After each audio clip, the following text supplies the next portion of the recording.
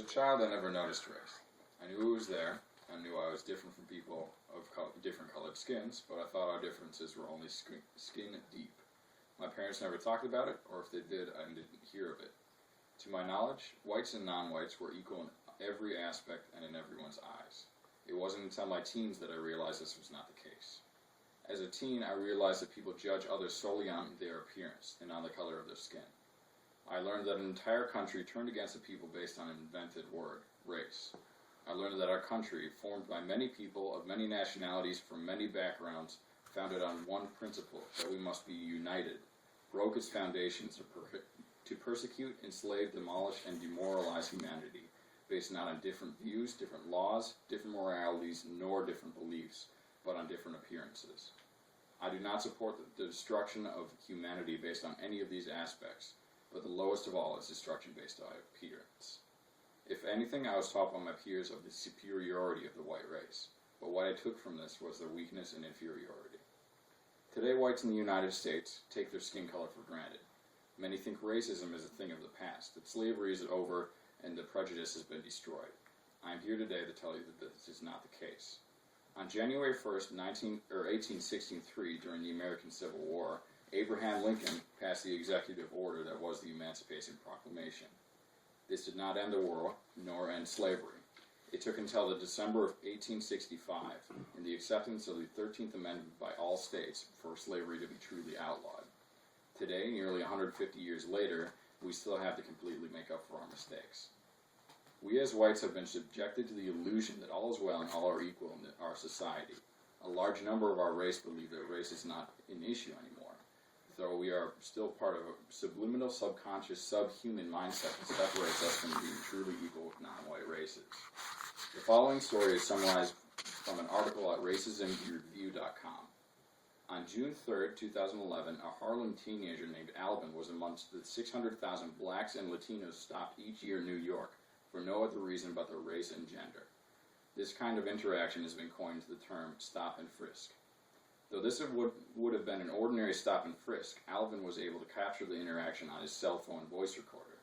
When Alvin asked why he was stopped and threatened with arrest, one of the officers said, "For being a mutt." As another officer pulled one of Alvin's arms behind his back as if he was going to arrest Alvin, Alvin again asked why he was being threatened with arrest, to which the officer replied, "I'm going to break your arm. I'm going to punch you in the face." This is a picture of Alvin. This is not an individual officer misbehaving. These are acts that are encouraged by their higher-ups. 2 NYPD officers came forward to be interviewed separately about this, with their identities hidden.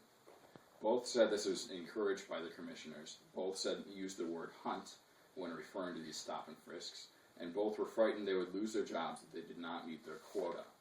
Though it's against the law to enforce a quota to deal with these sorts of things, both officers believed they would lose their jobs if they did not stop these stop and frisks, targeting blacks and Latinos for their higher-ups. About 87% of these stops are black or Latino young men, and only 1% are carrying weapons during these frisks. Up to a third of all young black men across the U.S. are under the supervision of the legal system, in jail or in prison or on probation or parole. That's a textbook authored by Joseph Healy. It is not the job of those being subjected to these practices. It is the job of us, the people enforcing them, to lift them out.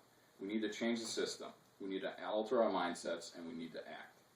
And we can do this by spreading awareness of the subject. We can do this by spreading the need to act, and we can do this by changing our mindsets about race.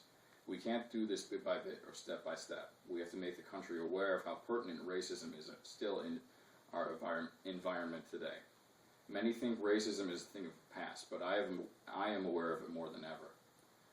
There is no need to be radical or go out of our way to do this. We can change people's minds quite easily. Show them that we are educated and show people what needs to be done. Conquering racism is easy. We just need to work together to do it. Soon in our future, we will all be judged as truly equal. Soon racism will be diminished, and there will be no such thing as the word race in our vocabulary. Soon whites and non-whites will not judge others by the color of their skin, and we will recognize that our differences are only skin deep. Soon there will be no more hunting of black or Latino young men in New York. Soon we will not have to record the circumstances of arrests because these arrests will no longer be unjust. Don't be afraid to talk about these things. Don't be afraid to act for what you believe is right. Nearly 50 years ago, Martin Luther King Jr. referred to President Lincoln in his famous speech. He spoke of how 100 years prior to that day, Lincoln had signed the Emancipation Proclamation and how black people are still recovering from slavery. In the words of King, "I have a dream that my 4 little children will one day live in a nation that they will not be judged by the color of their skin, but by the content of their character." I believe these words are as relevant today as the day he said them.